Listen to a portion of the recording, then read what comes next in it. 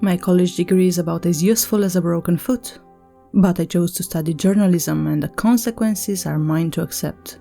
Still, in a time when award-winning reporting amounts to a listicle about 10 foods to avoid if you want to cut belly fat, it's hard to care about your craft. I started caring again when I got a strange, terrifying lead from my former classmate Dave Jensen. A formal write-up will never get published, but I owe you an account of what happened. As far as I know, the seamstress is still out there, still searching for her next pound of flesh. Is my journalism degree any more useful now than it was before I heard about the seamstress? No, but maybe my legacy lies in creating this warning. Maybe by writing this, I can save even one person from the gruesome fate of getting their skin unstitched from their body. Did you hear about the kid who shoved his arm down a garbage disposal? Dave had an eager way about him, an obsession with sensational breaking news, a bad habit of setting a grim stage for the day before you even had your morning coffee. It was 7:30 a.m. I just rolled out of bed. You really have to stop doing that, Dave. Stop doing what? He was legitimately confused. I knew thanks to the 3 wrapping dots that indicating he was typing, deleting his message, typing again. But it dawned on him, and he sent a response. Right, I always forget. Several years back, Dave had been the one to tell me about a ghost ship fire. It was an artist collective built inside a warehouse, a maze-like makeshift hovel filled with flammable things like window and bed frames, railings, pianos, motorhomes, tapestries, sculptures, and even tree stumps. A spiral stairway was constructed from wood pallets that led up to the loft, into which more fuel was piled. It seemed that anything flammable the residents could find, they brought inside. The deadbeat proprietors of the place hosted an electronic house music concert, inviting dozens of people. No sprinkler system, no exits marked, no safety measures in place. The fire had an unknown cause. 36 people died. The morning it happened, I'd been making a bagel and cream cheese, which was interrupted by Dave calling to break the brutal news. Now, he was back at it again. I took the opportunity to remind him of my boundaries. As a general rule, I don't want to hear about kids putting their arms down garbage disposal before 9. Fair, but it's in your neck of the woods. Maybe this will be your big break. He piqued my interest, so I called him. It's the weirdest fucking thing, said Dave. His words buzzed through the line. He swore like a sailor. I mean fucking Christ, shoving your arm down a garbage disposal? The kid was a pitcher of the high school baseball team. Kyler Coleman is his name. The big leagues were scouting him apparently, and it was his goddamn throwing arm. My stomach lurched. What else have you heard? Only that it's not the first time. He put his other arm down a garbage disposal too? No, I mean he's not the first kid to maim himself. It's happened to 11 other kids too, at least according to what I found so far. All of them between the ages of 12 and 17. Different body parts, different methods of violence. I opened my laptop. The people in that town, continued Dave, they're calling it an epidemic.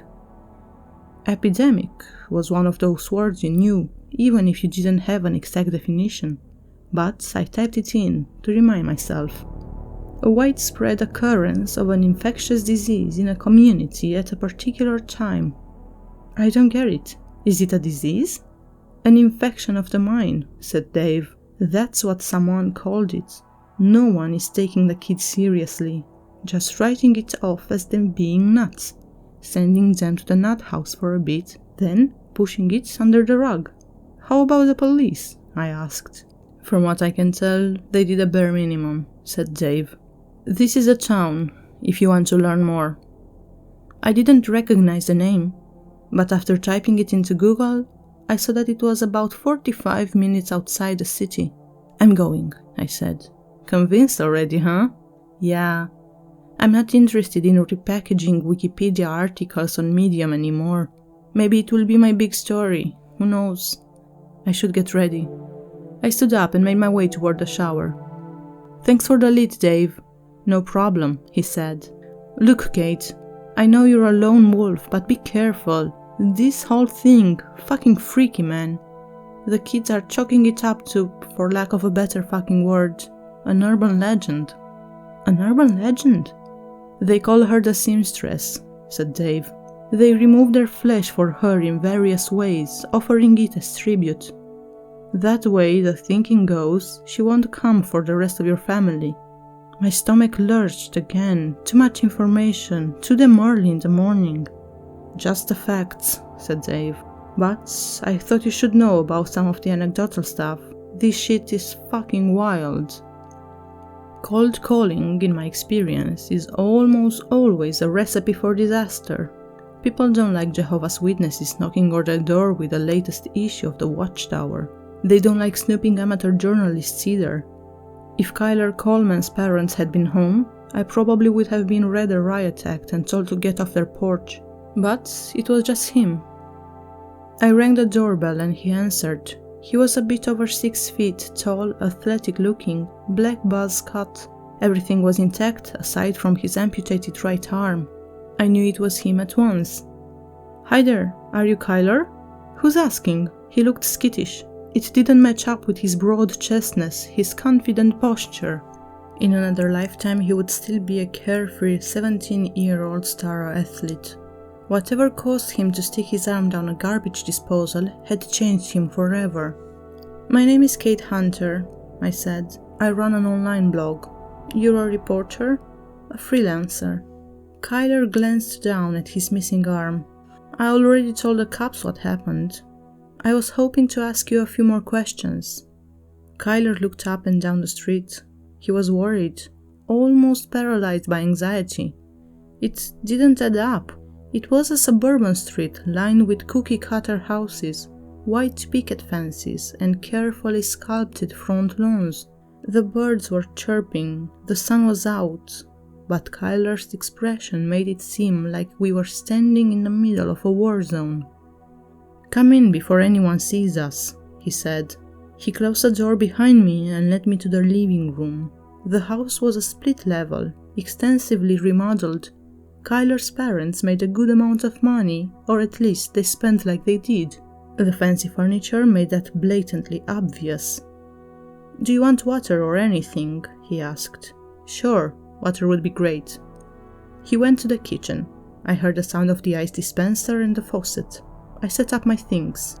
Kyler came back and handed me the glass. Then he dropped onto the cloud-like couch, the overstuffed cushions wheezing beneath his large athletic frame. He looked exhausted. It didn't fit a person as young as him. God willing, he had 60 or 70 more years of life to look forward to. I'll talk to you, he said, sitting up. But you have to promise me you won't try to change her mind. Whose mind? I asked. Sarah Felton. She has to offer tribute. It's too late now. Sarah Felton? Offer tribute? I don't think I follow. Sarah is next on the list. The seamstress needs a pound of flesh from her. It's either 1 pound or... He paused, his eyes focusing on something I couldn't see, or however much the skin of Sarah's entire family weighs. Kyler turned back to me, grave sincerity in his expression. Don't try to stop her. Sarah is already marked, so it's too late. But maybe, if you do a write-up or something, I don't know, maybe others won't have to suffer. It was a lot to take in, so I decided to do what I did best. I listened. Do you mind if I record this, Kyler? No, you definitely should. I set down my phone and started recording. If you wouldn't mind, just say once more that I have your consent to record our conversation. You do, he said. I mean, you have my permission. Okay, why don't you... It all started last summer, Kyler said. Looking out my window, I saw her in the yard. It was a Thursday. The seamstress, there she was, standing in the moonlight, smiling that big fucking ugly smile of hers. Who is the seamstress? I asked. A monster, he said. If she marks you, you have to act fast. Within 48 hours, you have to make your tribute and leave it in the spot where you saw her. What does she look like? I asked. Like a nightmare. You know Alice in Wonderland? The Cheshire Cat. I did, but I was older than Kyler. I didn't know kids still read Lewis Carroll or looked at his psychedelic drawings. The only reason I heard about the Cheshire Cat, said Kyler as if reading my mind, it's because that's what her smile looks like. The seamstress is pretty normal looking until she opens her mouth. Beautiful even, which is why we trust her at first. She has pale blonde hair, pale as moonlight, pale skin to match, her eyes glow like twin stars. But when she opens her mouth, I waited for Kyle to find his next words to avoid muddying them with my interpretation. Her teeth are needles, said Kyler. Not like needles, but actual needles. Thousands and thousands of them. She saws flesh with her mouth. I took a drink of the water Kyler had given me. The crispness of it brought me back to reality. I looked at what remained of Kyler's arm, wondering more about how he'd lost it. You should have seen my coach, Kyler said, studying the hand and fingers that weren't there. He was sobbing. You were going to the MLB. You had such a bright future. But the adults don't realize it isn't a choice. If the seamstress shows up outside your house at night, you better give her your flesh within 2 days. 48 hours, like I said. You have to pay tribute, or she takes your whole fucking family. I don't mean to be insensitive, I said, but how do you know your family will be taken if you don't pay tribute? Because Sam Billingsley, said Kyler. What happened to Sam? He got marked. He was one of the first, but he called bullshit. Thought we were hurting ourselves for no reason. Kyler drew a deep breath. Then he grabbed my water and took a drink, letting it sit in his mouth for a moment before swallowing. I grew up with Sam. I knew his family, and the seamstress skinned them all like it was nothing. And it was for nothing too, because Sam blew his head off with his dad's shotgun a few weeks later. The back of my neck began itching suddenly, as though an insect had skittered across it. I clapped my hand to it, nothing there. Kyler was watching me, so I pretended to massage the muscle, then cleared my throat. Can you tell me more about the night you lost your arm? My parents go to bed early. Around 9. My little brother does also. It had almost been 2 days by then. I put it off as long as I could, but I saw the seamstress outside both nights, so I knew I had to be brave, and I saw the stitch marks on my right forearm.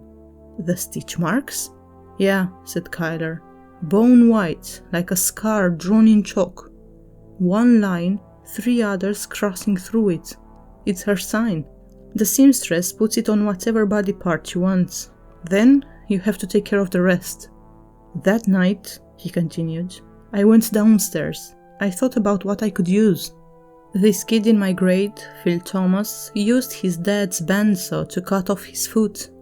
This girl, Lindsay Mayfield, she almost ran out of time, didn't know what to use, so she cut out a big chunk of her stomach with her mom's cooking scissors. It ended up being enough and the seamstress left her family alone. But Lindsay has to shit into a bag now. I sat in silence, completely stunned. Kyler was desensitized. Lindsay went too deep, he said. Fucked up her guts, hence, the bag.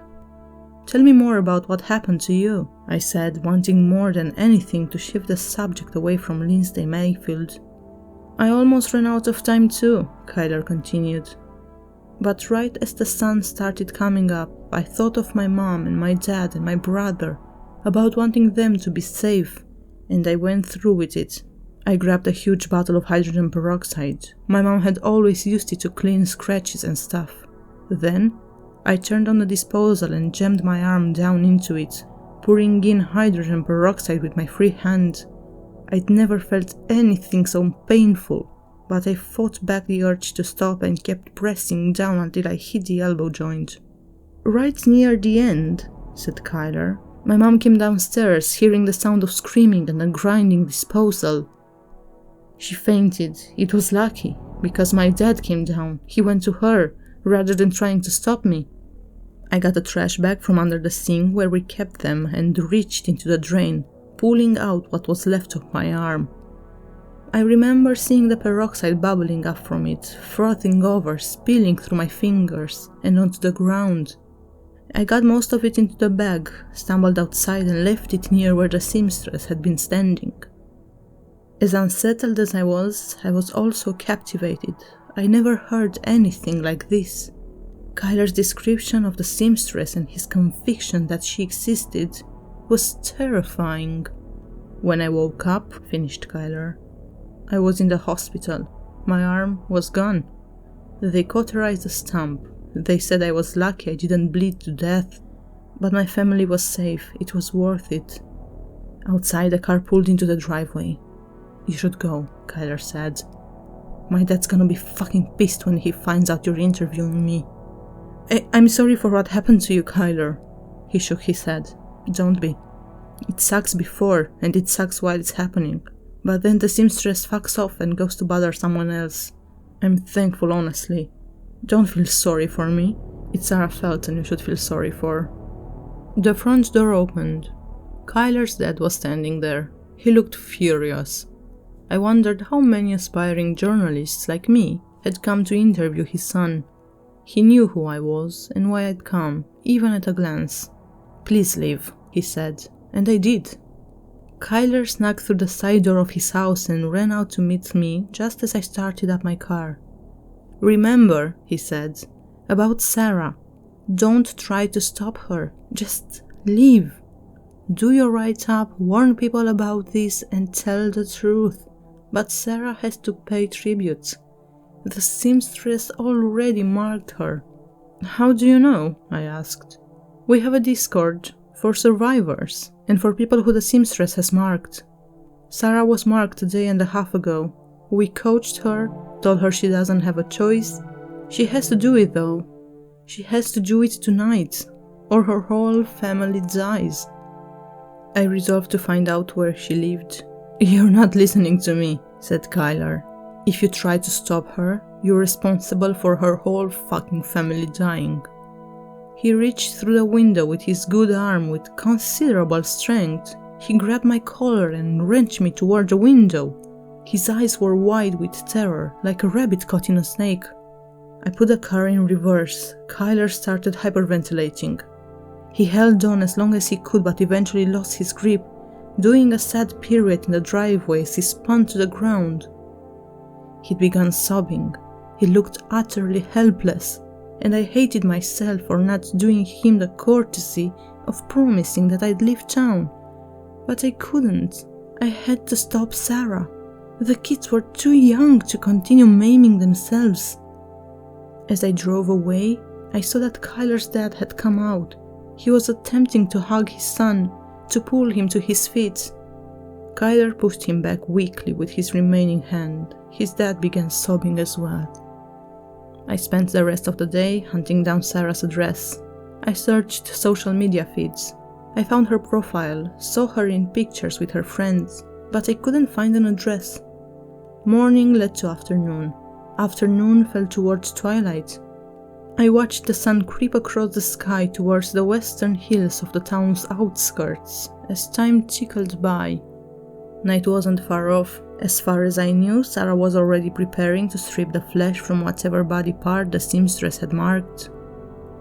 I went to a diner, ordered a coffee to fight back against my exhaustion, and called Dave. Dave, the kids, they're hurting themselves and they think the seamstress is after them, the urban legend you mentioned. Slow down, Kate. Shut up and listen, Dave. I need your help. A girl. Her name is Sarah Felton. All I have is my phone and no clue how to find out where she lives. I'm at my computer, Dave replied. Hold on a second. I picked up my coffee, my hand shaking, the hot liquid spilling out of the cup and running down my arm. Coffee was the last thing I needed, but I had to stay awake, to stay alert, to save Sarah. Anything? I asked. People around the diner had begun to take notice of me. A man sitting at a bar, a waitress who just brought him a burger and fries, the line cook staring out from beneath the rectangular order window and the kitchen on the other side. James and Marcia Felton, said Dave. Daughter, Sarah, 15 years old. Dave was the best investigative reporter I knew. Just as unemployable as I was, but exceptionally skilled at finding things. I had no idea how he found Sarah, and I didn't care. Any other Feltons in this town? Not that I can see, said Dave. Take a deep breath, Kate. If the girl's in trouble, it's not going to help if you smash through her living room window. I listened. I tried to breathe normally, to calm my frayed nerves. I pushed the coffee cup away and drank my water instead. Then I looked out the window. The amber magic hour light was gone. Darkness was descending. I raised my hand and snapped at the waitress. She came over. Don't get pushy, miss, she said. Can I get my check, please? For a $2 coffee. I pulled out a 20 and left it on the table, then rushed out. Still with me, Kate? I'd forgotten that Dave was on the line. Yeah, text me the address. I'm heading over. Sarah Felton's house was too goddamn far away. 25 minutes, according to Google Maps. Far on the other side of town. I drove faster, hoping I wouldn't get pulled over. I swerved past cars that were driving too slow and through yellow to red lights. Everything seemed to stand in my way, but I fought against each roadblock, keeping the girl at the front of my mind. After pulling onto a winding private road, I saw it. A tall, 3-story Victorian mansion. Remembering what Dave said about not smashing through the living room window, I slowed down and parked near the end of the driveway. I ran along in the darkness. I remembered the seamstress, her mouth made of needles, always watching her next mark, but I couldn't see anything in the shadows. It was just me and the jackhammer feeling of my heart doing its best to burst through my chest. I got to the front door. I straightened my clothes, wiped the sweat from my face. Then I rang the doorbell. I looked down at my watch. 7:01 p.m. Night had arrived. I rang the doorbell again, and a minute later a man answered. He scanned me with his eyes. Can I help you? Hi there, is Sarah home? The man, Sarah's dad, raised an eyebrow. My name is Kate Hunter. I'm a journalist. Why do you want to talk to Sarah? I need to warn her, to stop her. She's going to hurt herself. His expression turned serious. I think you'd better go. Without stopping to think, I pushed past him and ran inside. He grabbed my shirt, stopping me, pulling me back towards him. I ripped away and my shirt sleeve tore off, staying in his hand. What the hell is wrong with you? He yelled. Marcia, call the police. I didn't stop. I kept running. I circled through the kitchen, the TV room, another fancy lounge area, its back wall lined with expensive bottles of booze. But there was no sign of a 15-year-old girl. Sarah's dad chased me through the house, gaining on me, understanding the layout better than I did. I heard the sound of a door slamming shut overhead. I ran back to the entryway from which a massive staircase led up to the second floor. Sarah's dad clutched at my heels. I heard the sound of her mom frenetically yelling into the phone, telling the police about a crazy woman who'd broken into their house. I reached the second floor hallway. Looking left and right, I saw that doors were all open. I made my way to the third floor. At the end of the hallway, I saw a closed door, a sliver of light shining from beneath it. I ran towards it and grabbed the knob. Locked. Sarah's dad finally caught up to me, grabbing my arm and yanking me back. What the hell is wrong with you? The door, I said. It's locked. Listen, send me to jail after this. I don't care, but if you have any love for your daughter. He tried the knob. It wouldn't budge. He began banging on the wood. Sarah, open up. I heard the sound of crying on the other side. It's too late. I'm sorry. She's already here. Sarah, hold on. We can help you. The sound of a foot meeting solid wood cut off my words. Sarah's dad had lifted his leg, attempting to kick down the door, again and again. finally the door smashed off its hinges, revealing Sarah. She was standing near her open window. As I went into the room, she started making her way out onto the roof. I noticed that one end of her rope was attached to her leg. The other end was attached to something outside. I went after her. Sarah had reached the edge of the roof. I saw that the rope was attached to a thick tree branch, 3 feet in diameter. The tree was massive, as old as the property, 50 feet tall at least. I swayed, realizing how high up we were. "Sarah, please, we can get you help." "She's here," Sarah sobbed. "I told you, it's too late." She crept closer to the edge of the roof.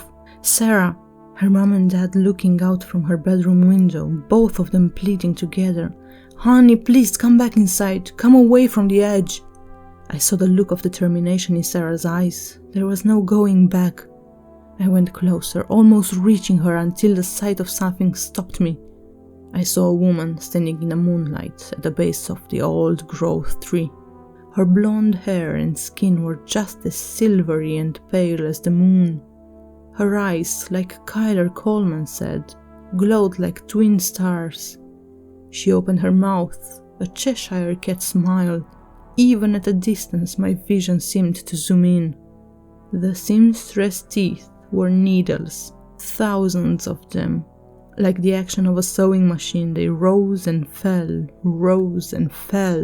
looking for something to stitch. "Do you see?" asked Sarah. "I don't have any choice." "Wait!" But it was too late. Sarah had already stepped off the edge of the roof, plummeting towards the ground 40 feet below. The darkness swallowed her. I heard a snapping noise, a cry of pain, and a grunt. The tree branch creaked under the strains of Sarah's body hitting the end of the rope. I ran past Sarah's parents, down the stairs and outside. I followed the sound of groaning, letting it lead me through the darkness. Then I saw her. Sarah was lying on the ground, her body twisted unnaturally. The first thing I saw was her collarbone. It was broken. It stuck out through her neck at a diagonal 45-degree angle. I went to her. Bending down, I saw the gleaming ball of her hip joint. Her leg was gone, torn away from her body.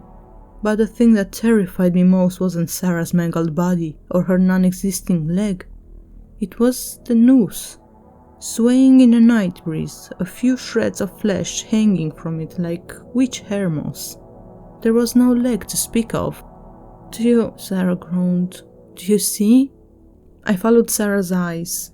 Backing away into the darkness was the seamstress. She seemed to be chewing on Sarah's severed leg, her needle teeth running up and down it, exploring the flesh, tasting it, savoring it, unstitching it from the bone beneath. The next several hours passed in a blur. The paramedics came. They saved Sarah's life. I overheard them talking about how she broke her back, that she couldn't move her remaining leg. Her parents clutched each other, wrapped in blankets provided by the EMTs. The cops cuffed me, put me in a cruiser and drove to the station. But my stay was short. The next morning, Dave picked me up, having driven the whole night after I called him. In the time since, I followed Sarah's case. News cycles came and went. Sarah's accident had paralyzed her from the waist down. Not long after being admitted to a psych ward, she was released and went home to live with her parents. They could have pressed charges. There was speculation that some insane amateur journalist had pushed Sarah from the 3rd floor of her home. But, surprisingly, Sarah's parents came to my defense, saying that I'd only tried to help her. I think about what happened to Sarah every night when the moon comes up. I think about the kids in that small pastoral town, wondering if the seamstress has finally satisfied her hunger. Sarah was the last victim, but looking out my window at night, I see that Cheshire cat smile. In the moonlight, I see a mouthful of needles, rising and falling,